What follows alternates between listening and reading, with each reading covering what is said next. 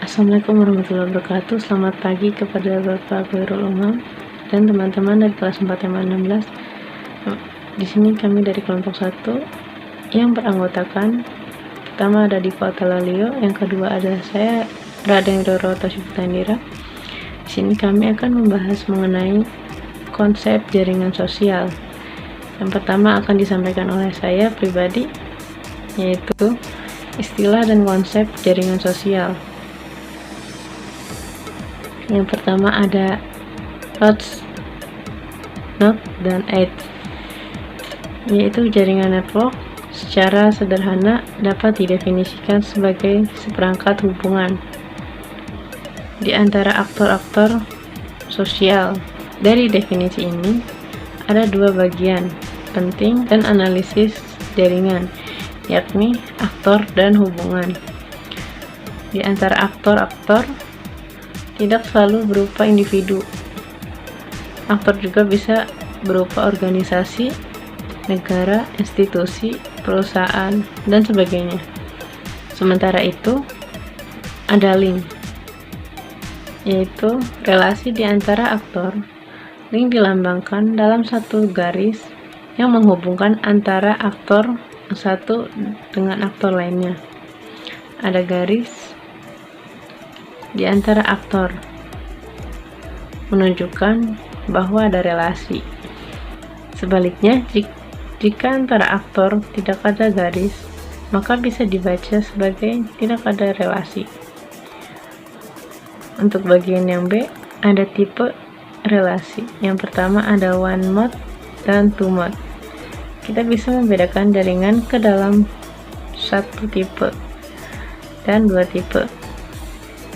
Jaringan pada satu tipe adalah jaringan di mana aktor punya tipe yang sama. Misalnya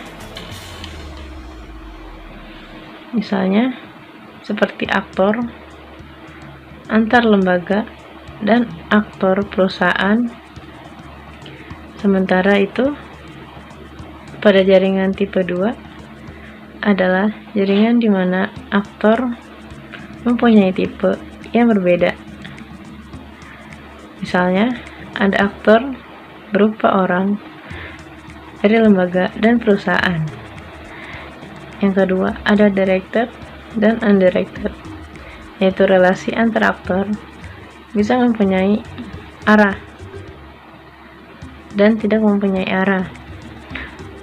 Pada relasi yang mempunyai arah, ada pengirim dan penerima, ada subjek dan ada objek.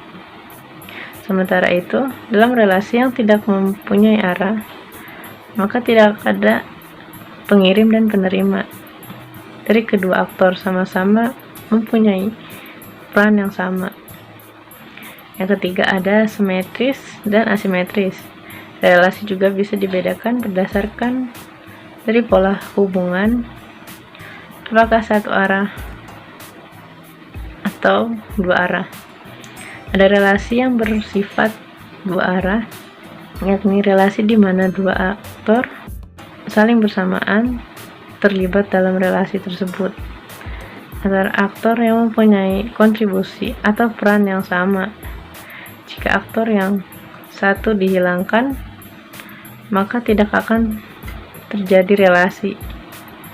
Misalnya, relasi berupa belajar bersama merupakan contoh relasi simetris, sementara relasi dua arah adalah relasi di mana ada satu pihak yang punya peran dan pihak lain tidak punya peran, merupakan contoh relasi dari asimetris. Yang keempat ada value dan unvalue. Relasi unvalue yaitu antara aktor juga bisa dibedakan berdasarkan intensitas relasinya. Peneliti bisa menyajikan relasi dengan menceritakan nilai intensitas atau value dan tidak mempunyai value. Yang ke C ada struktur jaringan. Yang pertama ada komponen. Komponen adalah pengumpulan aktor model yang sekurangnya mempunyai satu link dalam jaringan. Jika aktor mempunyai link, meskipun hanya satu, dilihat sebagai bagian dari komponen. Yang kedua ada klik. Klik merupakan pengelompokan aktor lebih ketat dibandingkan dengan komponen klik. Klik juga ditandai oleh adanya relasi antar aktor secara lengkap dan maksimal. Untuk yang ketiga ada jembatan, yaitu link yang menghubungkan dua kelompok terpisah dalam satu jaringan. Ciri dari jembatan ini yaitu tanpa link ini, maka dua kelompok akan berpisah menjadi komponen tersendiri. Yang keempat ada hoops. Hoops merupakan kepada aktor yang menunjukkan dan memiliki koneksi paling banyak dalam jaringan. Yang dapat diilustrasikan ini yaitu aktor adalah sebuah hoops.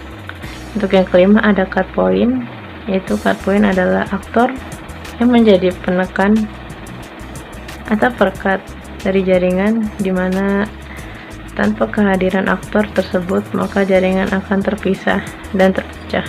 Dari jembatan yang menghubungkan aktor-aktor, bedanya kalau jembatan merupakan link dari dua aktor. Sementara itu untuk cut point menunjukkan bahwa aktor dalam ilustrasi ini adalah sebuah cut point. Untuk yang keenam ada potential, yaitu aktor yang tidak mempunyai satu poin ataupun link dengan aktor lain dalam jaringan. Pada ilustrasi ini aktor T adalah isolate.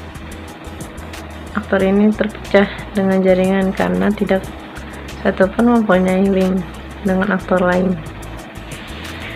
Untuk pemaparan selanjutnya akan disampaikan oleh Dipo. Pertama kita masuk ke bagian D tentang aliran jaringan. Jaringan mempunyai aliran atau flow atau arus yang menghubungkan semua aktor dalam jaringan. Aktor satu mungkin tidak mempunyai link dengan aktor satunya, tetapi jaringan menjadikan alur atau arus yang memungkinkan semua aktor terhubung satu sama lain. Misalnya saya ingin mengirim surat ke saudara saya yang kebetulan lagi kerja di suatu kampung terpencil di Papua Barat. Saya tidak bisa mengantar surat itu langsung ke saudara saya. Jadi saya bisa menggunakan pos untuk mengirim surat itu, dan pos menjamin bahwa surat itu pasti akan sampai pada tujuan. Dan pos bisa mengirimkan surat tersebut sampai tujuan karena pos mempunyai jaringan, yaitu aliran atau flow dari kantor provinsi hingga jaringan ke tingkat desa. Nah, jadi kurang lebih seperti itu. Yang kedua ada aliran jaringan. Di sini ada 3 aliran jaringan. Yang pertama ada path, yang kedua ada trail, yang ketiga ada walk. Yang pertama ada path. Jalur atau path adalah saluran yang menghubungkan antara satu aktor node dengan aktor lain dalam jaringan. Yang kedua ada trail. Jejak atau trail juga bentuk aliran atau flow yang bisa digunakan oleh aktor agar bisa terhubung dengan aktor lain dalam jaringan. Terus yang ketiga ada walk, jalan, yaitu aliran yang memungkinkan kita menghubungi semua aktor dalam jaringan tanpa ada batasan, seperti pada jalur path atau jejak trail. Jadi dari ketiga ini intinya saling berhubungan, saling berkaitan. Dari path, trail hingga walk. Jadi intinya gitu, kurang lebih seperti itu.